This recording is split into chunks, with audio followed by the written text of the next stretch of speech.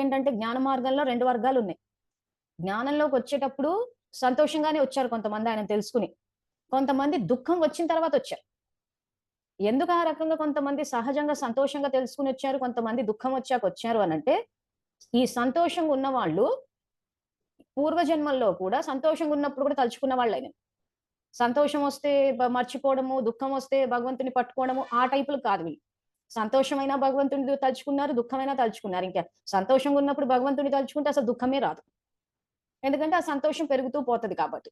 So, ఈ సంతోషంతోటి వచ్చిన వాళ్ళతోటి ఏ సమస్య లేదు. ఎందుకంటే వాళ్ళు ఏ సమయమైనా భగవంతుని సాంగత్యంలోనే ఉంటారు కాబట్టి సమస్య లేదు. సమస్య ఎక్కడొచ్చింది? దుఃఖంలో ఉన్నప్పుడు వచ్చిన వాళ్ళే వచ్చింది.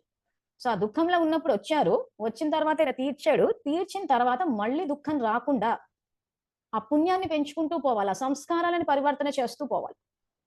సో, సబ్జెక్ట్ ఏం చేయాలప్పుడు? సంస్కారాల మీద ఫోకస్ పెట్టాలి.